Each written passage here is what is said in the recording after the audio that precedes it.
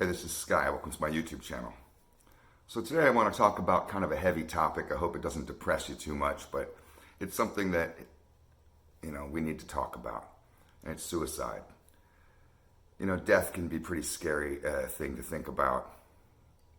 There's a Latin phrase that goes memento mori. It means be mindful of death. It's good to think about now, while we're alive, and just philosophize on death. I personally believe that there is different forms of afterlife. Now, I don't want to get into science because I don't really know what happens. Nobody knows. It's a mystery. It's the greatest mystery of all time. You could fill a room full of 1,000 people, the smartest ones on the planet, and nobody is going to be able to own what happens to you. Well, this is what it is, and I'm the smartest guy in the room, so this is what I'm telling you. Nobody knows. We could all debate it. So you can believe whatever you want. If you think it's lights out, if that's up to you.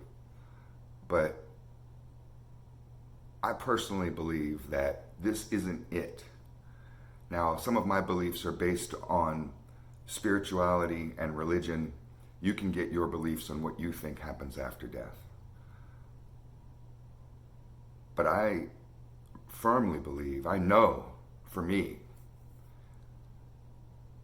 that the problems that I have in this life, the mental demons, the mental scars, the emotional traumas, all the problems that I carry with me will go with me into the next realm. They will carry with me into the next life. I believe that you will go forever to the end of time, reincarnating with these same problems until you learn your lesson. You will never level up and get to the next level of a higher vibrational energy, a higher existence, an existential realm of spirit world, heaven, whatever you want to call it. You're not going until you figure this shit out here. You'll stay here stuck in this fucking prison until you figure it out. And I believe this for myself. This type of belief has kept me from killing myself. I've been homeless. I've had my father die. I've had fiance dump me. I've had all these kinds of things happen to me within a week.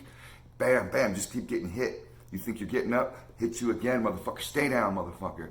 The worst things that can happen, I've had happen to me. But I know that no matter how bad it hurts, no matter how long I cry, no matter how hard it feels, everything is temporary. I know that I have to survive, that I have a mission, and my mission in life, my goal in life, the meaning of my life, the purpose of my life, is to be the best person I can be so I can level up at the end of this game. I'm not trying to go through a perpetual reincarnation with the same problems, running from my problems. There's a saying that what you resist persists. What you run from follows you. The only way to stop these demons is to turn and face them. You see this in fairy tales of going into a dark forest and these types of stories.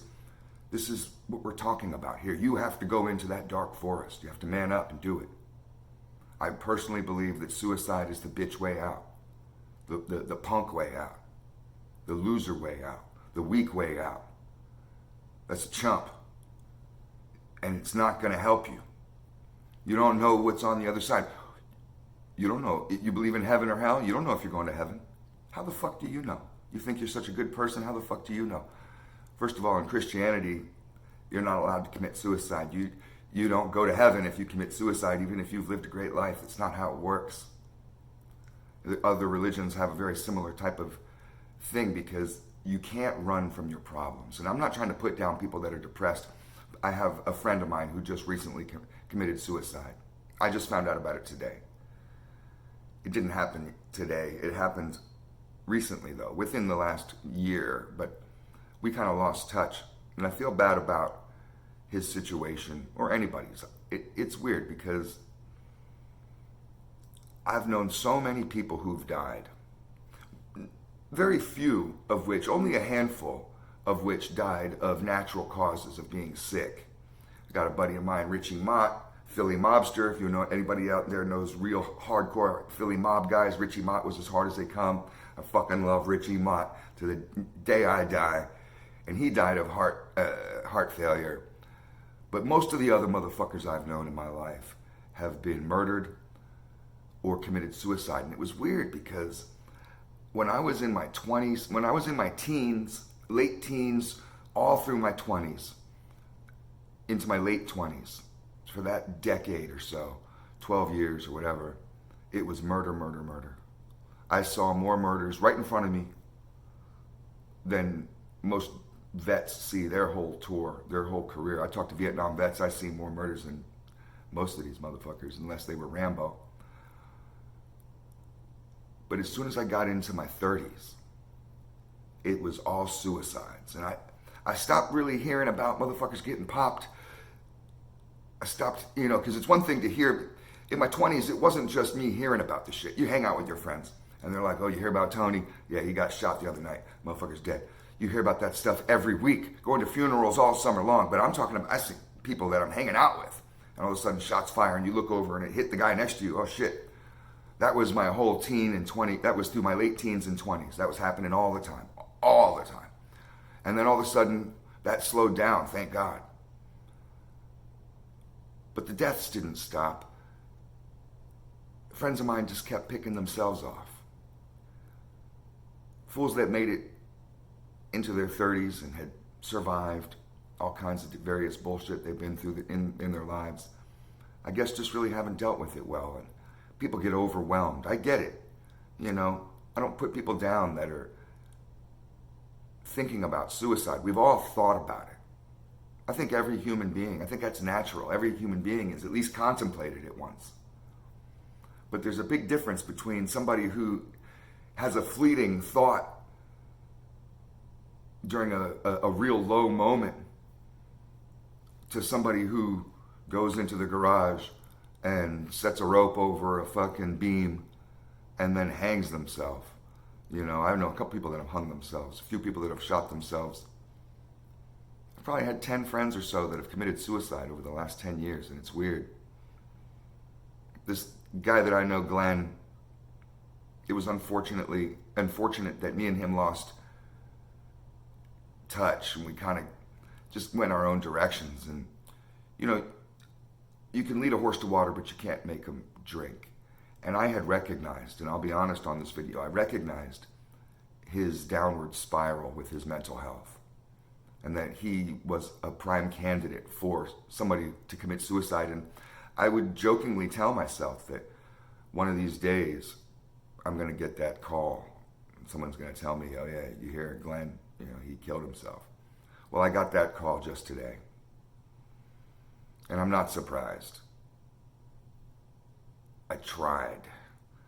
And if you're out there and you know somebody who has killed themselves and you feel like beating yourself up about it, you can't. If you've tried, you've tried. You can only extend your hand out so far to help somebody who's drowning. They have to reach halfway, and it's a rule with lifeguards. If you're drowning in the ocean, that little lifeguard motherfucker's going to come out there and save you. He's going to do his best.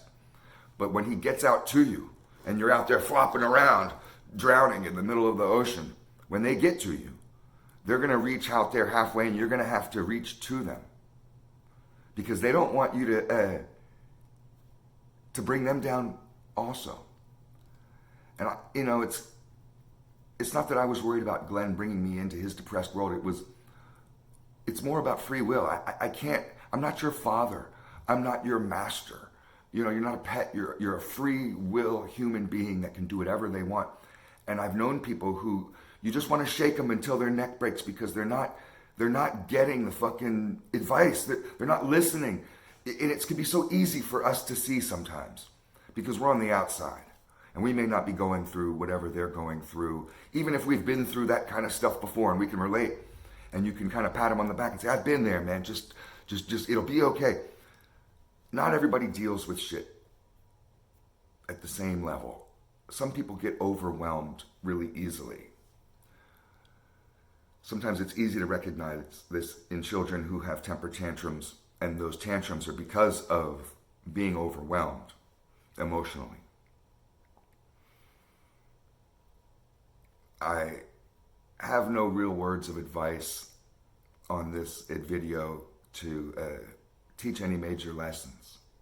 I just figured I'd ramble on for a little bit and talk about this as I process the news that I got. I feel sorry for Glenn, and whenever somebody dies that I know that committed suicide, when they get shot, they were taken from this earth beyond their will. I mean, they don't get me wrong, motherfuckers in the streets are contributing to their own demise. I'm not stupid. But nobody's asking to get shot directly. Kill me, kill me, kill me. There is death by suicide by cop, but that's not what I'm talking about. You get shot and you feel like, oh man, that motherfucker was taken from me. When my dad got murdered, it felt like he was taken from me. But when you kill yourself, I often wonder, what was he thinking? What was going through that person's mind? I have a friend of mine, this chick, she committed suicide about a year or two ago, probably 2 years ago now, and hung herself. Same as this dude. I guess hanging yourself is popular. Seems like a slow way to go. But whatever. I would never do that, no matter how bad I have got, no matter how hopeless it felt, no matter how overwhelmed I felt, no matter how much I'm on the floor crying. I've been on the floor crying like the weakest person, just sitting there on a cold floor crying. I've done that over news of murder. When my dad died, I was on my knees crying. And I heard this voice. It wasn't inside my head. It wasn't the voice inside my head. It was a voice outside my head. Like maybe there was somebody in the room with me, but there wasn't. I was in the house alone. There's nobody there, but it sounded like there was. And the voice said, as I was on my knees crying on the floor, wondering, what do I do now? I was asking myself, what do I do now? I felt lost. My dad died. And he had kind of been not a role model in any way, but I didn't know what to do. Let's just put it at that. So I'm in this weakened emotional state, and I'm sitting there crying, weak, on the ground, and I was probably 20, something like that, early 20s. I was 20, and I heard this voice say, deep voice, man's voice, loud. It wasn't a whisper. It wasn't mumbled. And it said, everything will be okay. And it startled the fuck out of me. That was like a fucking rocket. I mean, it was like an arrow going right through me. And I thought, man, what is that? Who is that? Who said that? I looked around my house to see who it was. Could have been the spirit of my dead father. Could have been God, Jesus. Who knows? But if you're out there and you are depressed, I'll tell you what that voice said to me. Everything will be okay.